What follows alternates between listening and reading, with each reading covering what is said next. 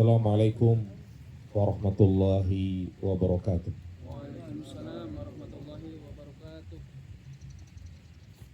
Innal hamdalillah nahmaduhu wa nasta'inuhu wa nastaghfiruh wa na'udzu billahi min shururi anfusina wa min sayyiati a'malina may yahdihillahu fala mudilla lahu wa may yudlil fala hadiya lahu. Asyhadu an la ilaha illallah wahdahu la syarika lah wa asyhadu anna Muhammadan abduhu wa rasuluhu la nabiyya ba'dah. Allahumma salli ala Muhammad wa ala ali Muhammad. Qala Allah Ta'ala fil Qur'anil Karim, Ya ayyuhan nasu attaqu rabbakumul ladzi khalaqakum min nafsin wahidah wa khalaqa minha zawjaha wa batha minhuma rijalan katsiran wa nisaa'a wattaqullaha alladzi tasaaluna bihi wal arham innallaha kana 'alaikum raqiba. Wa qala an-nabiy sallallahu alaihi wasallam, fa inna asdaqal hadisi kitabullah wa khairal hadi hadi Muhammadin sallallahu alaihi wasallam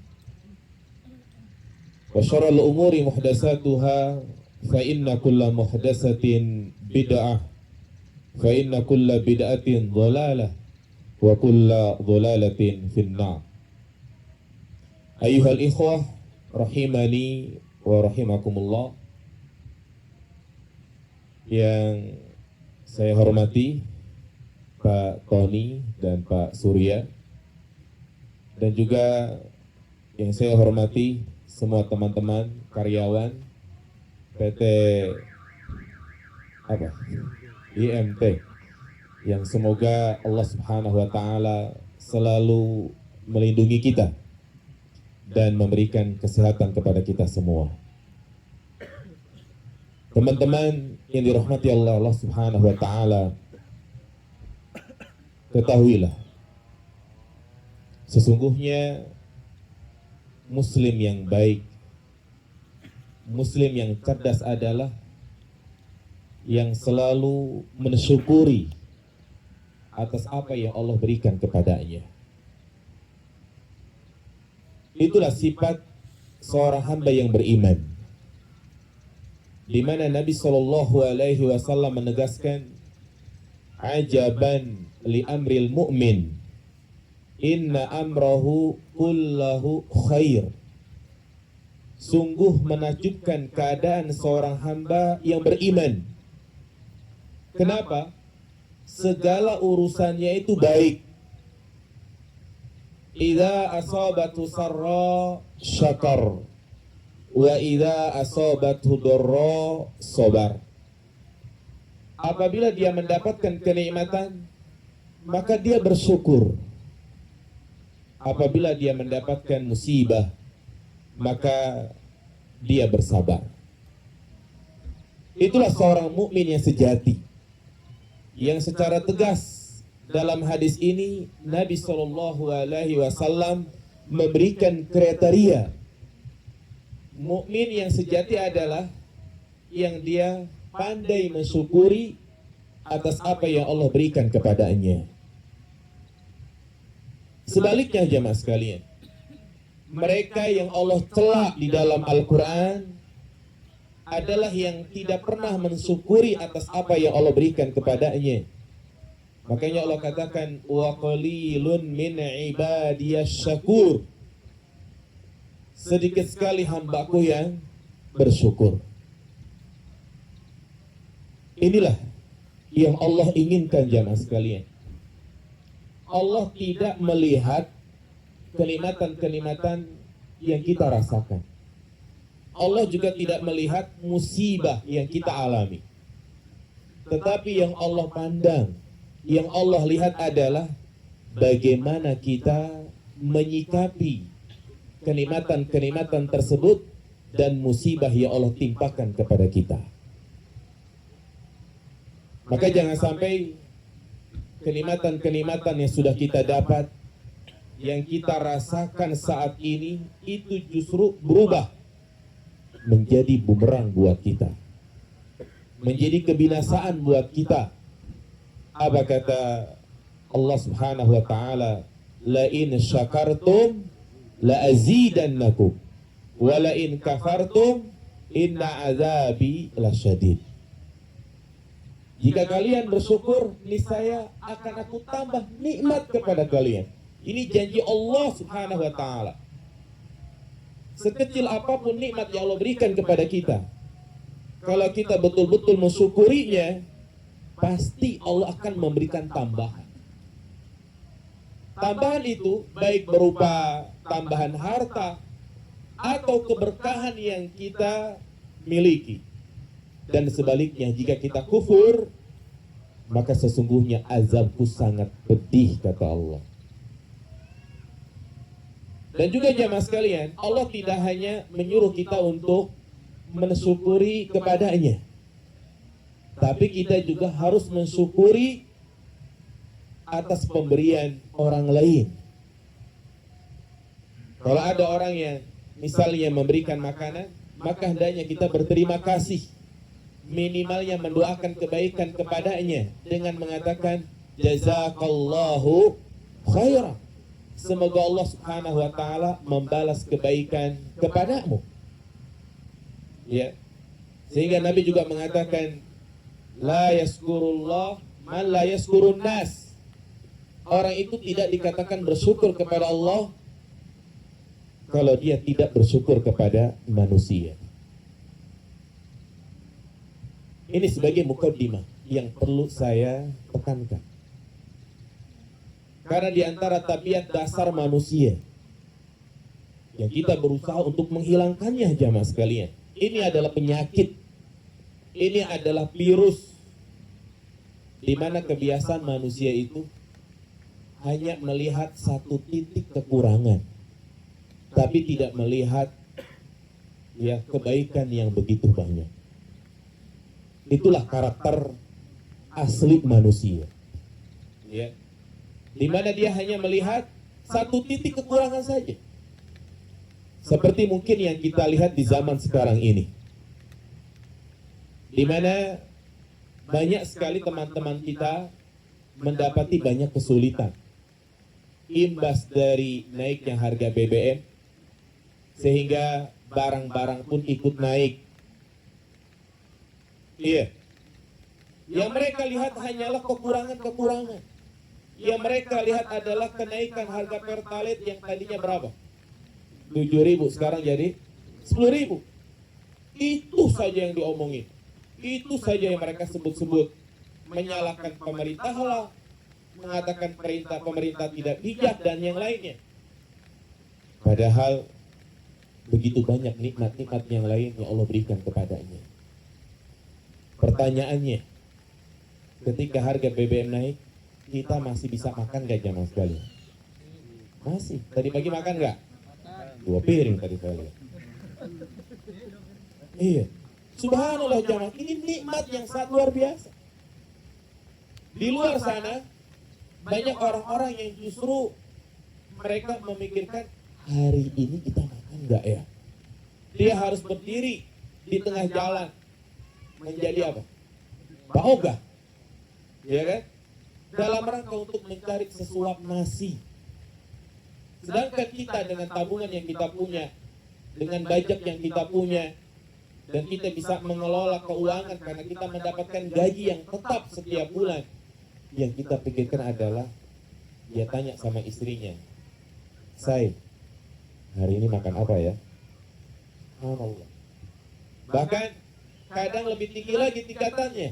"Say, hari ini kita makan di mana ya?" Halo jamaah sekalian. Yang dia pikirkan makan apa dan makan di mana. Ini yang harus kita syukuri jamaah sekalian.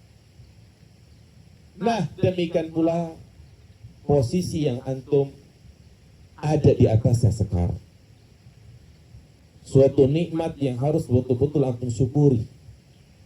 Di mana antum mendapatkan pekerjaan. Apakah di sini ada yang masih kontrak jemaah? Ada nggak? Atau karyawan semua nih? Hah?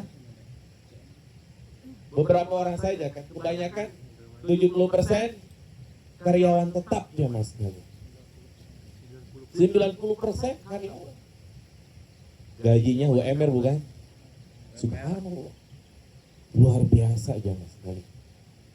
Ya. Ini nikmat yang selalu diidam-idamkan oleh banyak orang yang mereka belum dapat pekerjaan. Begitu banyak orang-orang di luar sana yang mereka cari perusahaan, ngirim CV, tanya ke temannya ada kerjaan atau enggak.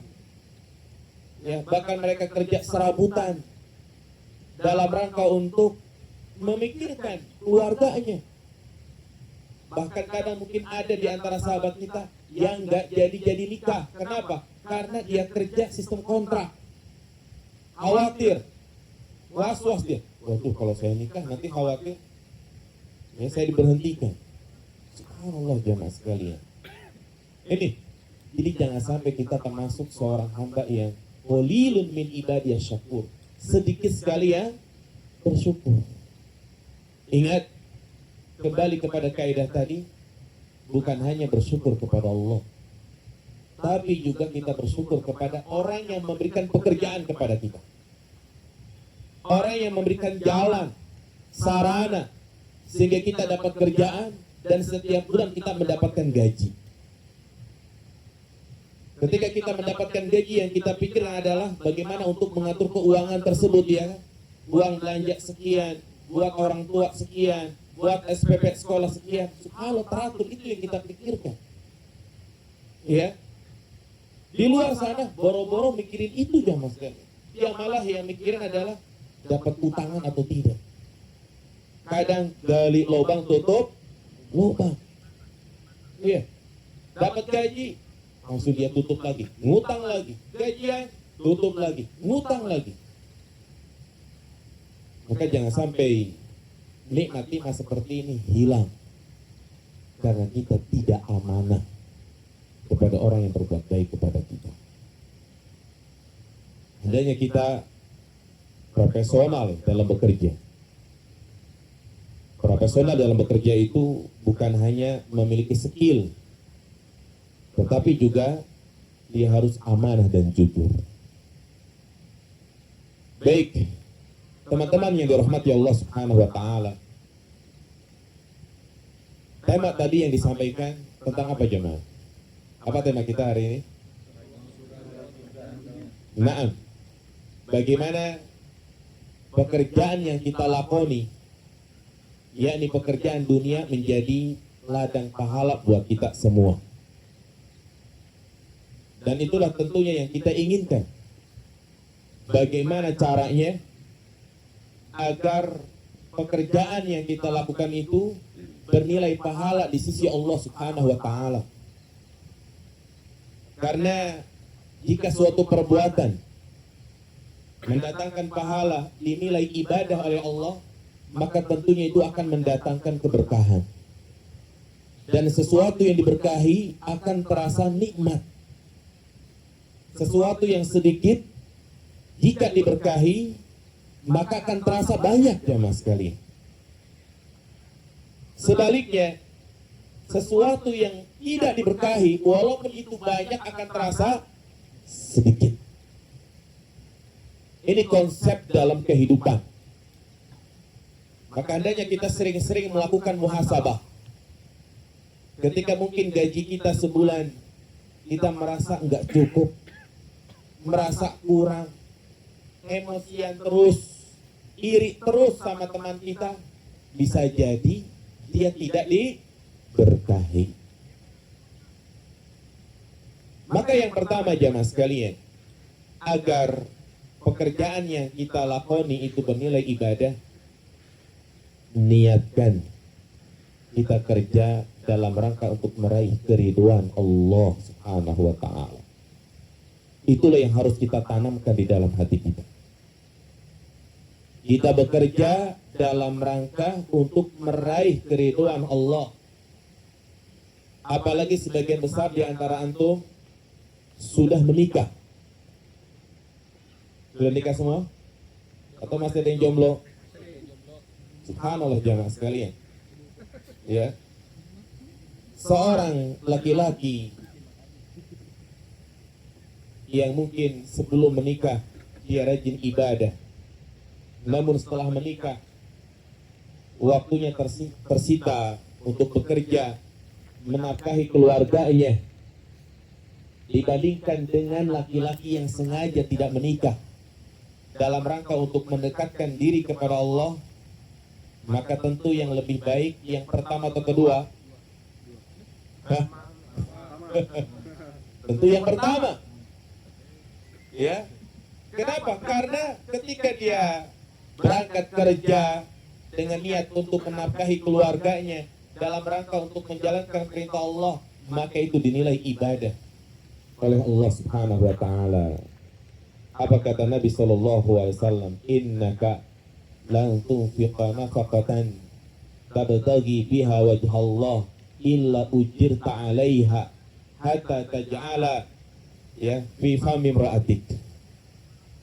Tidaklah engkau mencari nafkah ya dan dalam rangka untuk meraih keriduan Allah Subhanahu wa taala, melainkan pekerjaanmu itu akan mendapatkan pahala sampai engkau memasukkan makanan ke dalam mulut istrimu, maka itu bernilai ibadah. Maka yang perlu kita garis bawahi adalah hendaknya pekerjaan duniawi yang kita lakoni kita niatkan dalam rangka untuk menjalankan perintah Allah Subhanahu wa taala. Itulah muslim yang cerdas, yang dia berusaha bagaimana agar aktivitas duniawi yang dia lakukan itu bisa bernilai ibadah, yaitu dengan meluruskan niat. Gimana nih panitia? Makin besar hujannya. Lanjut.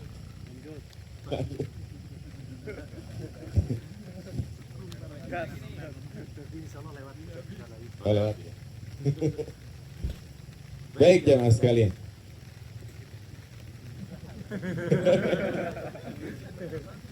Dihitung 3 menit. Live Zoom aja Mas, tanda masing-masing. Ayo Ustaz.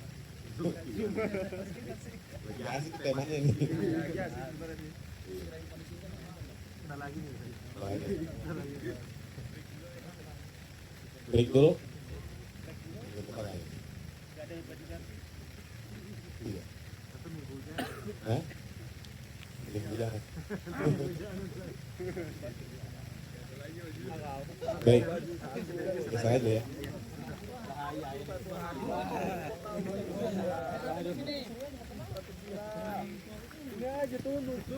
Kita masih di sini ya, di Plasit ya. Di Plasit, mungkin ada aja yang pindah. Soalnya nggak apa-apa.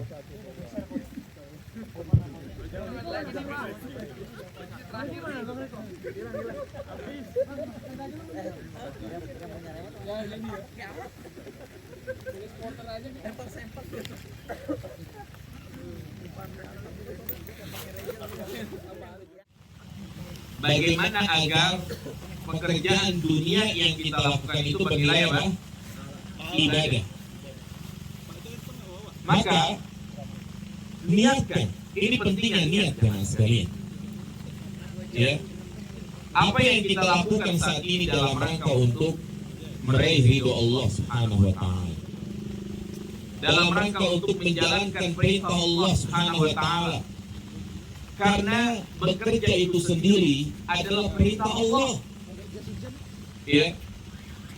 Allah Subhanahu wa taala mencela para kepala keluarga, para suami yang tidak bekerja.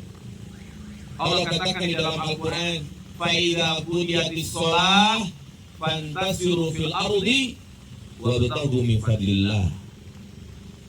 Apabila kalian telah selesai sholat Jumat, maka bertebarlah ke muka bumi dan carilah keutamaan Allah, yakni cari rizki. Demikian pula Rasulullah Shallallahu Alaihi Wasallam di pagi hari selalu meminta 3 hal. Saya tanya kepada jamaah, apa 3 permintaan Nabi di setiap pagi? Jawab. Tunjuk tangan. Pertama. Yang kedua, amal yang terima. Yang ketiga, rezeki yang halal. Oh, banyak mulu. Jangan ngarepin naik gaji nih. Nah, Allahumma inni as'aluka ilman nafi'ah wa rizqan thayyibah wa amalan mutaqabbala. Ya Allah, aku minta kepadamu ilmu yang bermanfaat, rizki yang halal, dan amalan yang diterima. Doa ini memberikan isyarat kepada kita bahwasanya kita sebagai seorang hamba setiap hari itu diperintahkan 3 hal. Yang pertama, jangan lupa yang namanya menuntut ilmu. Sesibuk apapun pekerjaan kita jamaah sekalian, jangan lupa yang namanya menghadiri majelis ilmu. Saya yakin antum semuanya sudah mengenal sunnah, sudah mengenal manhaj salaf. Jangan sampai hidayah yang sudah tertancap dalam hati ini lepas karena gara-gara nggak mau hadir kajian. Penyakit yang sangat dikhawatirkan oleh Nabi SAW, apa yang disebut dengan penyakit futur. Apa itu futur? Lana ba'da syiddah. Yang tadinya dia istiqomah dalam beragama, yang tadinya dia adalah orang yang multazim di sunnah, tetapi karena jarang kajian, jarang menghadiri majelis ilmu, akhirnya dia pun mundur secara teratur, nggak takut lagi kepada Allah ketika melakukan kemaksiatan. Itu yang sangat dikhawatirkan. Kenapa? Karena dia melakukan perbuatan dosa atas dasar ilmu. Yang kedua, wariskan thayyibah, meminta rezeki yang halal, menunjukkan kepada kita selain menuntut ilmu, kita juga dituntut untuk mencari maisha, mencari rizki. Dan yang ketiga, wa amalan sholihah, jangan lupa untuk apa? Beramal, sedekah, zakat, sholat berjamaah di masjid. Itu tugas kita. Jangan sekali 3 ini pegang: menuntut ilmu, kerja, beramal. Maka orang yang tidak melakukan perkara ini, 3 perkara ini, maka mereka adalah orang-orang yang merugi. Mereka adalah orang-orang yang salah jalan. Mereka yang hanya beramal saja. Dari subuh dia di masjid, kemudian pulang cuma sarapan doang, kembali lagi ke masjid baca Al-Quran, jam 10 dia pulang, dia mindo, ke masjid lagi, terus nggak bekerja. Ini tercela. Ya. Atau juga dia bekerja saja, di otaknya hanya mengejar target-target duniawi. Maka inilah orang-orang yang merugi. Mereka itu lahir diperbudak dunia. Maka ini kembali kepada niat kita jemaah sekalian. Kalau kita bekerja di dalam hati ini ada target-target ukhrawi. Saya pengen bangun rumah, saya pengen punya rumah biar keluarga nyaman. Setelah punya rumah, saya pengen nabung untuk bisa melaksanakan ibadah haji umroh. Setiap kali dapat gajian 4.500.000 misalnya, maka dia alokasikan untuk biaya hidup di rumah, ya, SPP anak, dia berikan ke orang tuanya, dia sisihkan untuk menyantuni anak yatim, dia berikan ke pondok-pondok pesantren. Itulah niat yang mulia jemaah sekalian. Setiap langkahnya menuju tempat kerja itu bernilai pahala. Yakin jemaah sekalian. Tapi kalau orang niatnya di otaknya hanya target-target duniawi, enggak pernah terbesit untuk beramal, di otaknya itu hanya pokoknya bulan depan ini harus ganti HP, depannya lagi harus beli iPhone 13, depannya lagi harus ganti motor, tahun kemudian apalagi. Jadi di otaknya itu hanya apa? Dunia. Inilah orang yang merugi jemaah sekalian. Allah akan membalas sesuai dengan apa yang dia niatkan, sehingga dia mendapatkan apa yang didapatkan saja. Tidak ada nilai ibadah. Inilah orang-orang yang disebut namanya budak dunia. Apa kata Nabi SAW? Ya, Ta'isa abdu dinar, Ta'isa abdu dirham.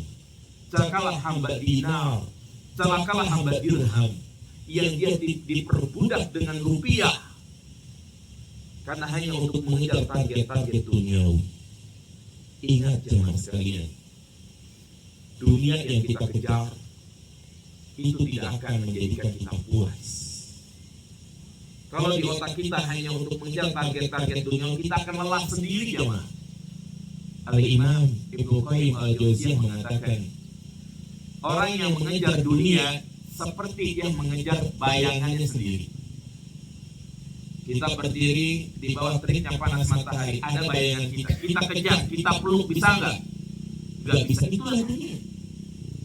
Ada dua orang yang tidak pernah merasa puas, penuntut ilmu agama dan penuntut dunia. Yang pertama terpuji, orang yang tidak pernah merasa puas dengan ilmu. Inilah orang yang dipuji oleh Allah Subhanahu wa taala. Tapi yang kedua, inilah orang yang hina. Makanya Nabi SAW mengingatkan, apabila seorang hamba diberikan satu lembah isinya emas semua, pasti dia pengen yang keberapa? Yang kedua. Dikasih 2 lembah isinya emas semua, pasti pengen yang keberapa? Terus seperti itu. Dan itu real, nyata zaman sekalian. Orang sudah punya kontrakan ke 10 pintu, wah ramai nih. Pasti pengen nambah lagi nggak? Nambah lagi. Antum bisnis nih, buka cabang gitu kan? Ya, buka usaha, maju, pasti pengen cabang yang kedua, cabang yang ketiga. Begitulah dunia yang tidak akan ada habisnya. Nominal, angka 0 itu tidak akan pernah merasa puas. Kita punya tabungan 100 juta, harus tambah lagi 200 juta, 300 juta. Inilah orang yang diperbudak dunia, di mana ambisinya melebihi batas umurnya. Maka sahabat Ali memberikan petuah yang sangat bagus sekali. Inna dunya ikbalat mudbiratan wa innal akhirata ikbalat mukbilatan. Sesungguhnya dunia datang meninggalkan kita, sedangkan akhirat datang menyambut kita. Dan masing-masing keduanya memiliki pengikut. Fakunu min abna'il akhirah, maka jadilah sebagai pengikut akhirat. Jangan kau menjadi pengikut dunia. Inilah teman-teman yang dirahmati Allah Subhanahu wa taala. Pentingnya meluruskan apa? Niat. Makanya disebutkan ada satu kaidah penting, ya, al-adatu tanqalibul ibadat biniyatis shalihat. Suatu kebiasaan itu bisa berubah menjadi ibadah dengan niat yang baik. Makan dan minum adalah kebiasaan yang tidak ada kaitannya dengan ibadah. Kita nggak makan sehari, dosa atau tidak? Tidak berdosa. Ya, hukum asalnya. Tidur juga demikian. Kita nggak tidur, tidak berdosa. Karena ini berkaitan dengan aktivitas duniawi. Tapi ingat, itu semua bisa bernilai ibadah jika kita memiliki niat yang baik. Lihatlah bagaimana sahabat Mu'adz bin Jabal, begitu perhatiannya terhadap aktivitas yang dilakukan. Dia mengatakan, kuntu ahtasibu naumati kama ahtasibu qaumati. Aku berharap tidurku seperti aku mengerjakan qiyamul lail. Maksudnya, naam dia tidur di awal malam, dia niatkan agar bisa mengerjakan qiyamul lail, maka tidurnya tersebut akan bernilai ibadah. Ya. Maka kalau kita memiliki niat seperti ini, maka insya Allah kita akan terjauhi dari yang namanya melakukan kecurangan, dari yang namanya melakukan kezaliman. Kenapa? Karena kita merasa sedang apa? Ibadah. Sebagaimana kita sedang ibadah, kita berharap agar ibadah yang kita lakukan itu mendapatkan pahala, dinilai yang terbaik oleh Allah Subhanahu wa taala.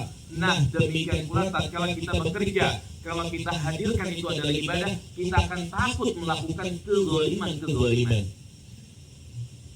Ya, baik itu berbuat zalim kepada atasan antum, ya, dia akan takut kepada Allah Subhanahu wa taala. Kenapa?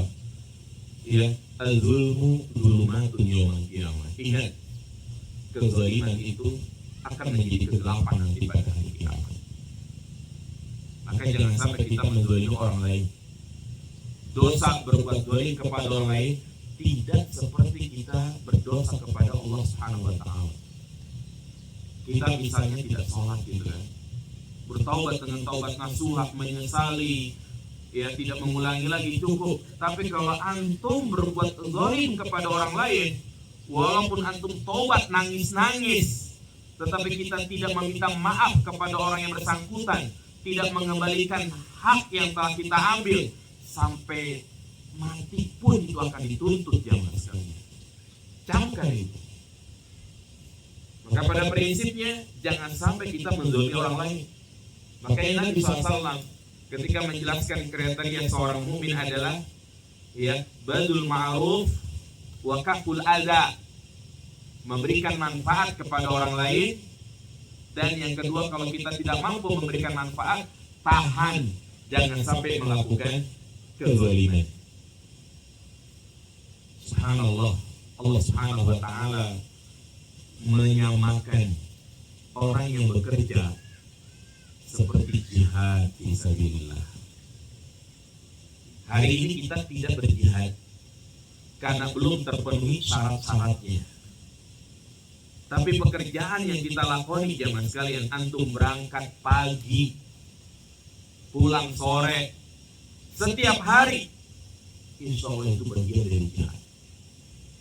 Maka jangan sampai antum berkhianat karena mungkin keenakan kerja di rumah misalnya. Karena pandemi kemarin 2 tahun kita lebih banyak di rumah. Kemudian ada aturan kantor, karyawan mulai sekarang wajib masuk kantor jam 8, pulang jam 4. Maka ikuti aturan tersebut teman sekalian. Karena tentunya perusahaan membuat aturan itu dalam rangka kebaikan kita semua, dalam rangka untuk memajukan perusahaan tersebut, sehingga antum pun hak-haknya dipenuhi dan yang lainnya. Jangan sampai kita hanya menuntut hak tapi meninggalkan kewajiban. Inilah yang Allah telah, sebagaimana Nabi SAW, Inna Allah harama man'an wahad. Allah mengharamkan orang yang selalu menuntut hak tapi dia tidak mau menjalankan kewajibannya. Subhanallah, antum berangkat kerja zaman sekarang, naik motor, bensin yang antum keluarkan, antum ninggalin anak-anak di tengah jalan kehujanan, minggir sedikit pakai jas hujan, jihad. Allah Subhanahu wa taala sebutkan dalam surat Al-Muzammil ayat 20. Wa akharuna yadribuna fil ardi yabtaghuna min fadlillah wa akharuna yuqatiluna fi sabilillah. Sebagian manusia ada yang kerja, dia berjalan di muka bumi untuk mencari rizki dari Allah Subhanahu wa taala. Dan sebagian lagi ada yang berangkat ke medan jihad. Allah gantikan antara cari ma'isyah dan apa? Berjihad. Apa kata Imam Al-Qurtubi mengenai ayat ini? Allah gantikan keduanya, menunjukkan bahwasanya mencari ma'isyah, mencari rizki, bimanzilatil mujahid fi sabilillah, kedudukannya sama dengan berjihad di jalan Allah Subhanahu wa taala. Apalagi di dalam bekerja kita berusaha untuk menjalankan amanah. Dan menjalankan amanah adalah wajib. Ketika kita niatkan dalam rangka untuk menjalankan amanah, berarti ini tambah nilai ibadah lagi jemaah sekalian. Subhanallah. Inilah muslim yang cerdas, jemaah. Hanya sekedar apa? Niat. Ya. Apa kata Allah? Inna Allah ya'murukum an tu'adul amanati ila ahliha. Sesungguhnya Allah Subhanahu wa taala memerintahkan agar kalian menunaikan amanat kepada ahlinya. Ya. Dalam rangka kita menjalankan amanat itu bernilai pahala lagi. Makanya Rasulullah mengatakan innamal a'malu binniyat. Apa kelanjutannya? Wa innamal likulli imrin ma nawa. Amalan itu tergantung dengan niatnya, dan orang itu akan dibalas sesuai dengan apa yang dia niatkan. Ya, jangan main-main dengan niat, jemaah. Karena niat ini akan memperbaiki kesudahannya. Dengan niat yang baik, maka kesudahannya pun baik. Karena apa kata Nabi SAW? Urusan hati itu adalah komando dalam segala hal. Ala wa inna fil jasadi mudghah. Idza saluhat saluhal jasadu kullu wa idza fasadat fasadal jasadu kullu. Ketahuilah bahwasanya dalam tubuh seseorang terdapat segumpal daging. Apabila itu baik, maka akan baik semuanya. Jika itu buruk, maka akan buruk semuanya. Ingat, kalau antum sudah suudzon kepada atasan antum, kalau sudah benci sama atasan antum, kalau sudah nggak suka sama atasan antum, mana mungkin antum bisa ikhlas dalam dalam bekerja. Sehingga ini mengganggu kinerja kita, jemaah sekalian. Ya. Jadi ini yang pertama. Ya. Hendaknya di dalam bekerja kita niatkan dalam rangka untuk apa? Mencari ridho Allah Subhanahu wa taala.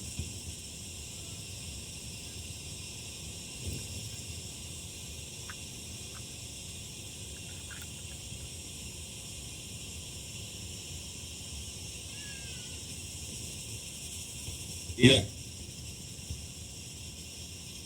Apalagi dalam masalah ibadah, jemaah sekalian. Saya teringat perkataan Imam Ibnu Mubarak yang selalu saya ingat dan selalu saya sampaikan. Rubba amalin kabirin tusaggiruhu niyyah wa rubba amalin sagirin tukabbiruhu niyyah. Terkadang ada amalan yang besar, ibadah yang besar, itu menjadi sia-sia, tidak ada artinya di sisi Allah. Karena apa? Niatnya. Terkadang ada amalan yang sepele, yang kecil itu menjadi besar. Karena apa? Niatnya. Jadi mulai sekarang luruskan apa? Niat, jemaah sekalian. Ya, jangan hanya untuk mengejar target-target duniawi. Berganti. Terus Nah, kemudian yang kedua, jangan dihormati Allah Subhanahu wa taala, agar pekerjaan yang kita lakukan itu menjadi sarana untuk meraih surga Allah Subhanahu wa taala. Hendaknya kita bertakwa, jujur dan amanah. Rasulullah SAW memberikan sampel bagi setiap pekerja seperti pedagang. Rasul bersabda, Inna tujjara yub'atsuna yawmal qiyamati fujjara. Sesungguhnya pedagang nanti pada hari kiamat ada yang dibangkitkan sebagai orang yang fajir, sebagai orang yang pendosa. Loh, kok bisa? Nah, ini hukum asalnya. Nabi menyebutkan nanti ada pedagang-pedagang yang dibangkitkan dia sebagai pendosa. Dan Nabi memberikan istisna, yaitu pengecualian. Illa manittaqa wa barra wa sadaqa. Kecuali yang dia menjadi pekerja, bertakwa, berbuat baik, dan jujur. Sampai-sampai ada sahabat yang mengatakan, ya Rasulullah, bukankah Allah menghalalkan jual beli? Bukankah Rasulullah menjadikan pekerjaan yang terbaik adalah apa? Menjadi pedagang. Bahkan Allah juga katakan secara nas, ahallallahu al-bai'a wa harrama riba. Allah menghalalkan jual beli dan mengharamkan riba. Jelas jamaah sekalian, jual beli itu dihalalkan. Tapi kenapa Nabi mengatakan sesungguhnya nanti para pedagang dibangkitkan dalam keadaan dia menjadi pendosa? Ya namanya pendosa pasti masuk neraka. Maka Nabi SAW mengatakan, ya begitulah mereka kalau ngomong penuh dengan kedustaan. Fayahlifun, terkadang di antara mereka itu ada yang bersumpah jamaah sekalian dalam rangka untuk melariskan dagangannya. Makanya sangat penting bagi seorang yang pedagang tentunya, ya, untuk memperhatikan adab-adab dalam berdagang. Sampai-sampai Allah Subhanahu wa taala celak orang-orang yang berdagang tapi dia berlaku curang. Allah abadikan celahnya. Wailul lil mutaffifin alladzina idza talu 'alan nasi yastawfun wa idza kaluhum aw wazanuhum yukhsirun. Celakalah al-mutaffifin, yaitu orang yang mengurangi timbangan. Giliran dia beli, dia selalu ngomong sama pedagangnya, "Mas, tambahin dong, lebihin." Kadang lagi nimang telur gitu kan, lebih 1 on 2 on, udah lama gak usah dikurangin lagi gitu ya. Sementara ketika dia jualan, dia mengurangi timbangannya. Ya, ini orang yang dicela oleh Allah Subhanahu wa taala. Nah, demikian pula dalam bekerja. Kita harus punya prinsip jamaah sekalian. Apa prinsip yang harus kita pegang? Ketakwaan. Takut kepada Allah jamaah sekalian. Ya, takut kepada Allah. Karena banyak orang yang bekerja, dia melakukan pelanggaran-pelanggaran dalam pekerjaannya. Ya insya Allah kita akan bahas besok subuh tentang halal haram sebagai karyawan. Iya, di mana dia tidak memperhatikan ketakwaan, sehingga dia berlaku curang, ya, berlaku tidak adil, bahkan mungkin mengambil apa yang bukan menjadi haknya. Ya, maka ini adalah yang tidak diberkahi. Maka ya jadikan satu kalimat, satu ungkapan yang seharusnya kita catat di dalam hati kita. Bukan kita hanya catat di status. Dan justru kalimat-kalimat ini juga saya telah membaca di status orang gitu. Apa dikatakan? Lebih baik tangan kotor hasilnya bersih daripada tangan bersih hasilnya kotor. Artinya yang kita berusaha cari adalah keberkahan. Bagaimana agar berkah? Kita bertakwa kepada Allah Subhanahu wa taala. Jangan sampai melanggar aturan-aturan yang Allah tetapkan, berlaku zalim. Ya, karena tadi saya sampaikan sesuatu yang diberkahi akan terasa nikmat.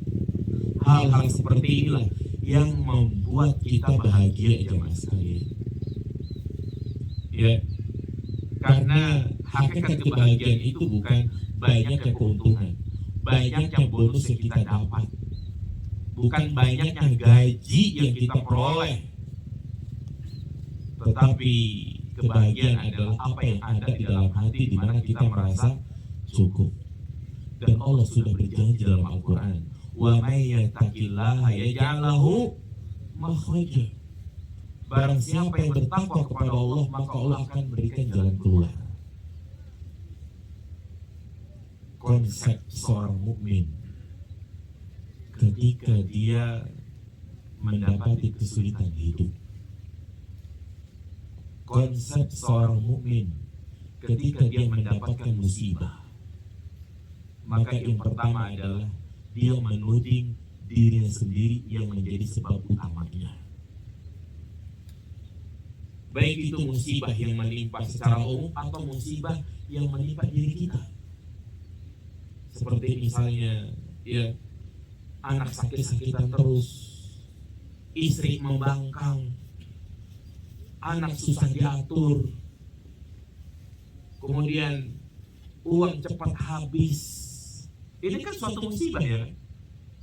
Maka yang pertama adalah kita salahkan diri kita sendiri. Kenapa kok kita hidup seperti itu?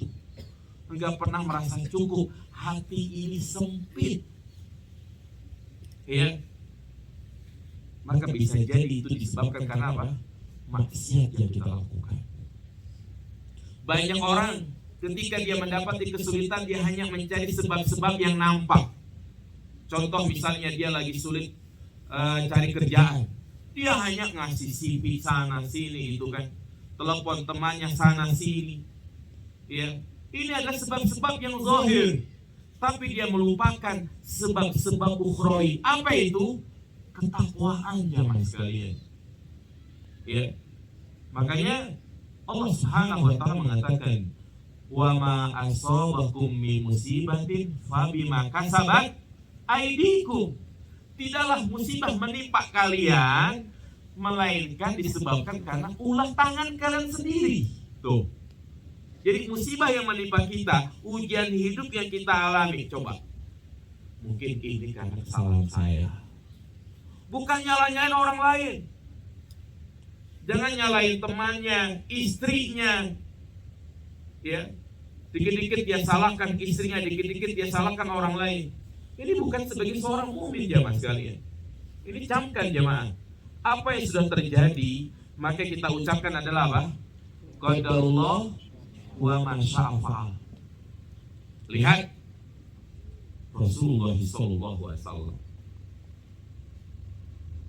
ketika perang Uhud, yang kita dengar kisah perang Uhud, kaum muslimin kalah atau menang?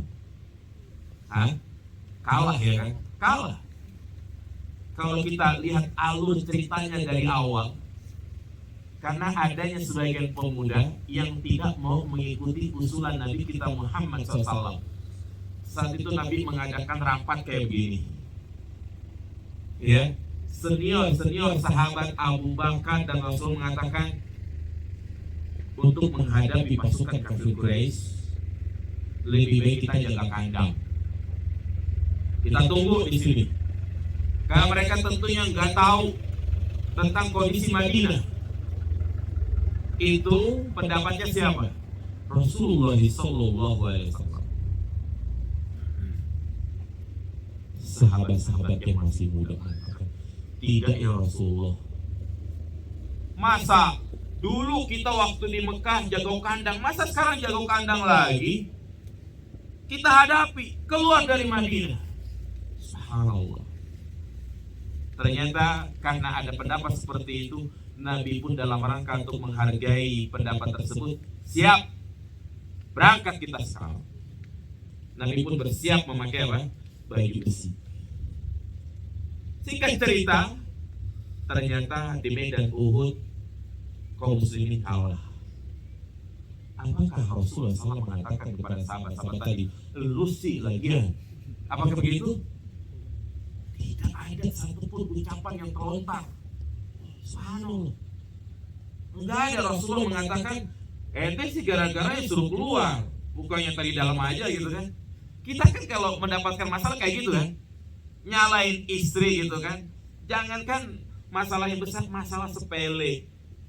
Istri bilang, nanti aja berangkatnya besok jam 7 gitu kan. Suami bilang, enggak, pokoknya 4:30 harus berangkat. Akhirnya ikutin pendapat istrinya ya kan. Jam 7 kena macet di tol Tomang sampai 2 jam. Kira-kira yang terlontar dari lisan suaminya apa? Kamu sih bilangnya. Kagak jadi liburan. Bukan seperti itu. Nah demikian pula kita ketika mendapati kesulitan, musibah, ya, musibah misalnya anak sakit, habis liburan misalnya anak sakit demam, jangan salah-salahin. Ini bukan solusi, tapi memperkeruh suasana. Ya, ini justru akan menjadi problem jemaah sekalian.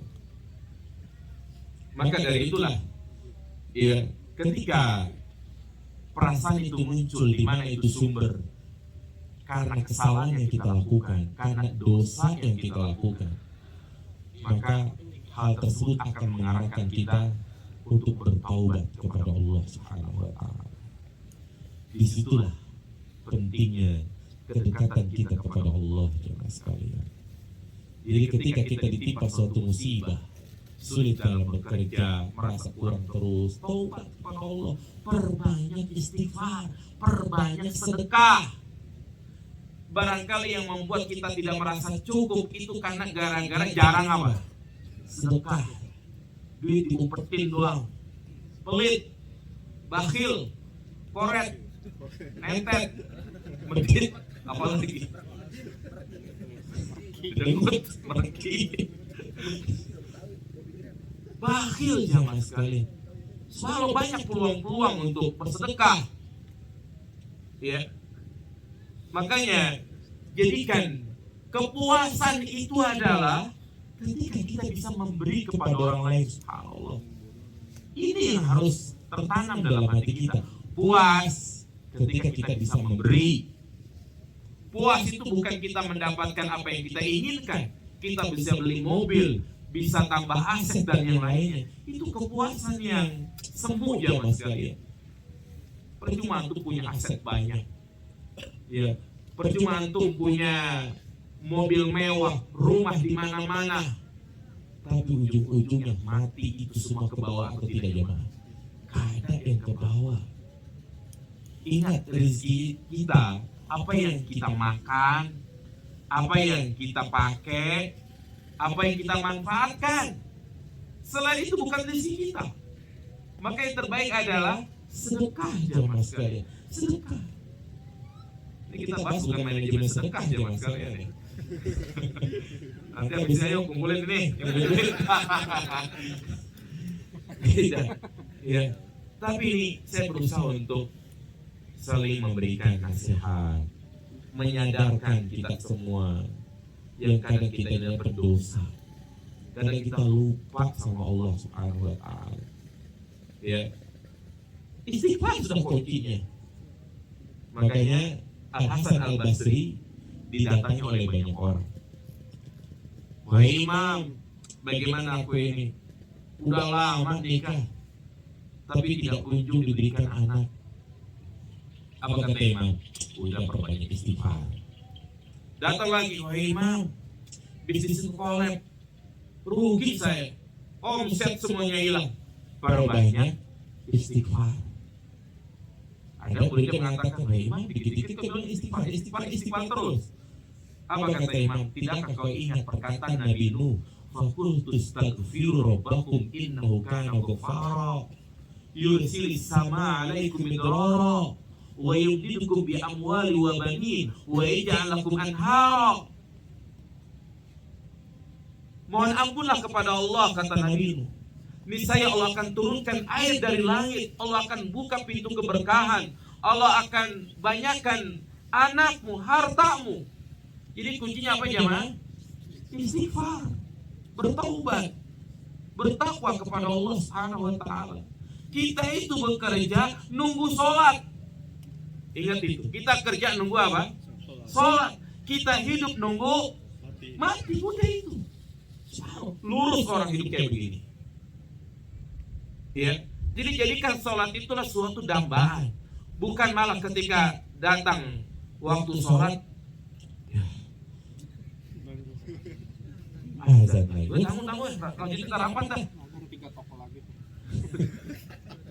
Tamu 3 toko lagi. Jangan sekalian. Sholat langsung. Kagak berkah tuh kalau kayak begitu. Apalagi itu tadi kata Ustaz boleh dijamak. Dijamak. Ya. Ini target ini udah mau hijau ini. Ya, jangan. Sholat sudah. Tinggalkan semuanya. Ya, Karena itu kita begitu hidup jamaah sekalian. Apa coba yang kita dambakan? Hal seperti ini hanya represi, gitu kan? Untuk menghilangkan kepenatan. Pada akhirnya kita kerja nunggu sholat, hidup nunggu mati jamaah sekalian. Tentunya ini semua hanya bisa dipahami dengan Kacamata iman. Ingat, kacamata iman. Orang yang berimanlah yang hanya memahami konsep ini. Adapun mereka yang hanya mikir pakai logika, lebih mengedepankan akalnya, menganggap masa sih istighfar bisa banyakin rezeki, masa sih istighfar bisa naikin gaji. Ya, kadang orang berpikir seperti itu kan. Ada yang lebih sulit lagi jamaah. Siapa? Nabi Yunus. Nabi Yunus alaihissalam. Kita dengar ceritanya, dia ditelan apa? Ikan paus. Yang mungkin logika kita nggak mungkin dia selamat. tapi subhanallah dia selalu mengatakan Subhanak, inni kuntu minal zalimin. Maha suci engkau, sesungguhnya aku adalah pendosa yang melakukan banyak kezaliman. Ya, dia sadar diri banyak melakukan perbuatan dosa, maka dia bertaubat. Allah keluarkan dia. Ini kesulitan di dalam perut jamaah sekalian. Perut ikan yang nggak mungkin bisa keluar. Ya, maka demikian pula kesulitan yang lainnya. Jadi inilah sebagai nasihat buat kita semua. luruskan niat Dan tingkatkan ketakwaan kepada Allah dalam bekerja. Hadirkan rasa takut kepada Allah. Insya Allah hidup kita berkah. Dan juga kita fokus ya dengan pekerjaan kita. Jangan kita merasa silau dengan apa yang dimiliki oleh orang lain. Jangan kita berandai-andai dengan apa yang kita tidak miliki. Nikmati apa yang ada. Syukuri gaji 4.500.000. Syukuri itu jamaah sekalian.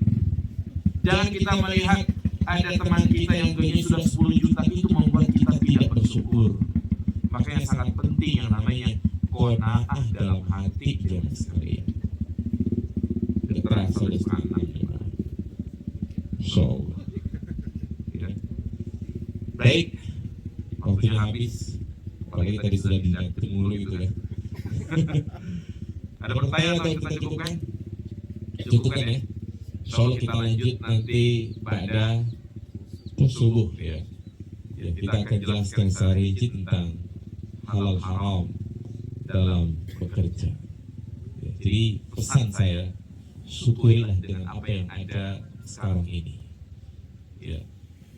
Jadi jangan sampai orang yang sering mengeluh, dikit-dikit mengeluh, lihat orang lain yang mereka belum punya pekerjaan dan gajinya di bawah itu masih banyak jemaah sekalian.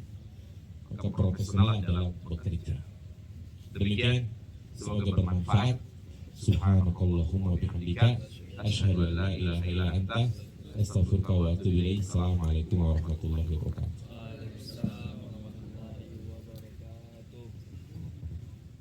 Terus